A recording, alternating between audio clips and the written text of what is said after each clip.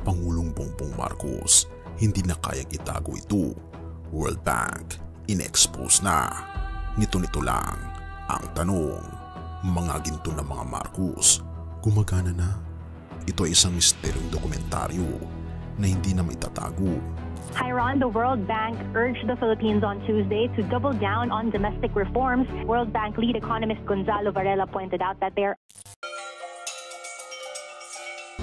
Bago natin ipagpatuloy kaibigan, siya nga pala ang Great Controversy na isa sa mga pinaka-kontrobersyal na libro dahil tumutukoy ito sa mga propesiya sa libro ng Daniel at Revelation na nagaganap na sa panahon natin ngayon bago ang pagdating ng ating Panginoong Diyos ay pinamimigay na namin ng libre sa pamamagitan ng PDF. At ito ay nasa limited lamang na panahon kaya i-click mo sa description sa baba upang ma-avail mo kaibigan ang napaka-importanteng libro ito na magbubukas sa iyo sa mas maliwanag mong hinaharap. Purihin ang ating Panginoong Diyos at tayo magpatuloy. Noong Hulyo 15, simula na ng pagbubunyag. Sa ilalim ng dilim ng kasaysayan at pandemya, isang liwanag ang unti-unting sumisiklab. Isang ulat mula sa World Bank ang sumabog sa katahimikan at sa gitna nito ang pangalang Marcos at ang pamumuno ni Ferdinand Bongbong Marcos Jr. ay tila muling umaalingaw-ngaw sa buong mundo. At ito na ang simula ng pagbubunyag na hindi na maitatago. Noong Hulyo 15, inilabas ng World Bank ang ulat na tila sumira sa katahimikan ng mga nag-aalinlangan at mga kumukontra sa pamahalaan. Running uphill, growth, jobs, and the quest for productivity. Sa unang tingin, ito ay isang karaniwang economic report. Ngunit sa mga mata ng nakakaunawa sa itong pahiwatig, isang pagbubunyag. Ang Pilipinas ayon sa World Bank ay nangungunang tagaganap sa Asia. Wika ni Socio-Economic Planning Secretary Arsenio Balisican. Hindi raw ito aksidente, ito raw ay bunga ng mga reformang pinaghirapan, mga reformang inilatag ng administrasyon ni Pangulong Marcos Jr. At ang tanong na gumugulo sa marami, gumagana na nga ba ang mga ginto ng mga Marcos? Isang gintong layunin, pag-angat ng bansa. Ipinapakita sa ulat na bumaba ang antas ng kahirapan mula 18% noong 2021 sa 15.25% noong 2023. Ang unemployment rate, 4.3% na lamang, mas mababa pa sa inaasahan ng gobyerno. Bawat bilang, bawat porsyento, tila isang kodigo na dahan-dahang nagsasalaysay ng pagbawi at pagbangon. Hindi aksidente ang mga tagumpay na ito. Muling diin ni Balisacan, ito'y bunga ng matalinong pulisiya, makabagong teknolohiya at lideratong may malinaw na pananaw para sa kinabukasan. Mula sa mabilis patungong mas mabilis at matagalang pag-unlad.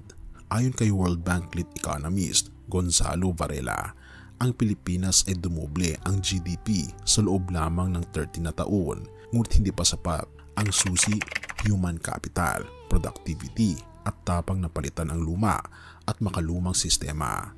Parang eroplanong may isang engine pa lang ang bansa, wika ni Varela. Kailangan ng gamitin ang buong makina, ang sipag, talino at husay ng Pilipino. Sa mga hindi nakakaalam, sa pagitan ng mga linyang ito, tila sinasabi ng mundo, Pilipinas, gumising ka, panahon mo na. At dito pumapasok ang susi sa pandaigdigang ekonomiya. Tayo ay nakahanda.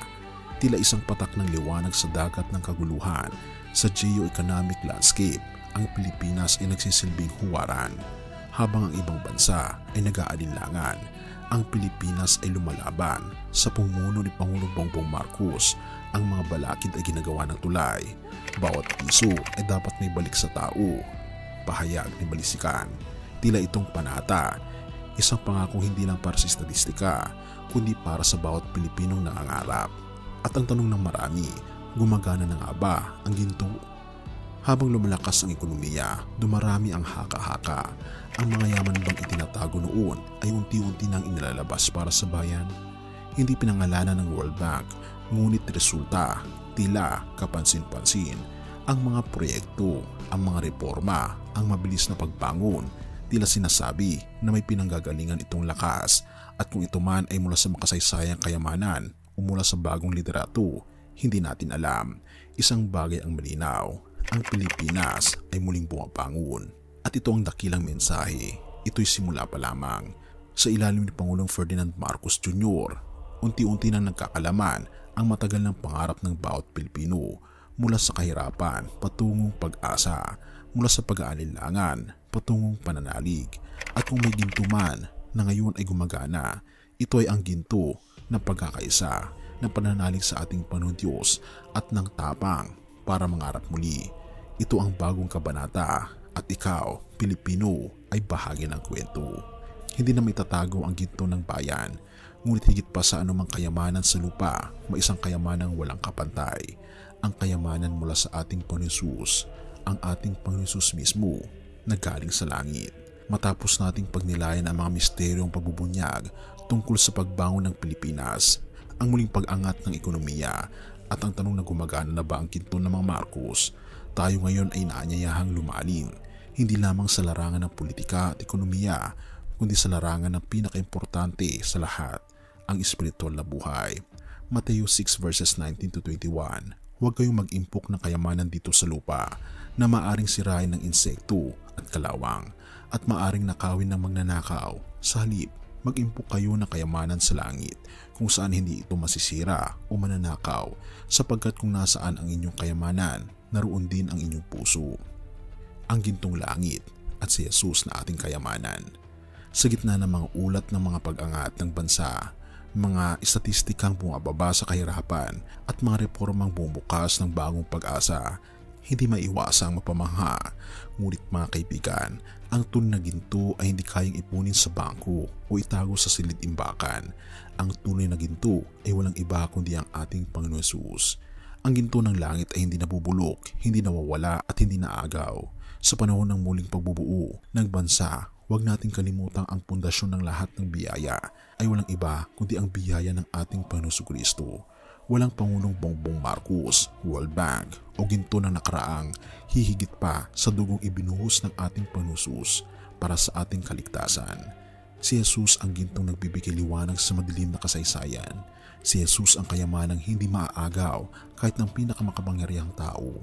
Si Jesus ang pintuang patungo sa isang bansang masigit pa sa Pilipinas, at ito ang kaharian ng ating Panginoon Diyos. Purihin ang ating Panginoon Diyos at tayo manalangin. Ama naming Diyos na makapangyarihan sa lahat, salamat po sa iyong walang kapantay na kayamanan, ang iyong pagmamahal at kaligtasan. Sa gitna ng mga balitang bumabangon po ang aming bayan, ipaalala niyo po sa amin na ang tunay na tagumpay ay hindi nasusukat sa pera o kapangyarihan, kundi sa buhay na inalay sa iyo. Ituon niyo po ang aming mga puso sa langit, kung saan ang tunay na kayamanan ay matatagpuan.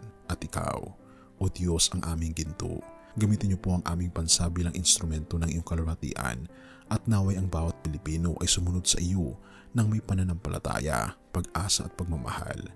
Pinupuri po namin kayo at pinapasalamatan sa inyo pong pag-ibig sa bawat isa, at patnubayan niyo po kami, O aming Panginoon Diyos, at patawarin po kami sa lahat ng aming pagkukulang at pagkakasala.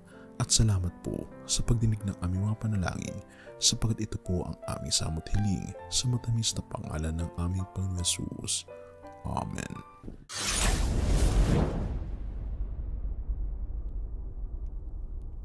Siya ang aking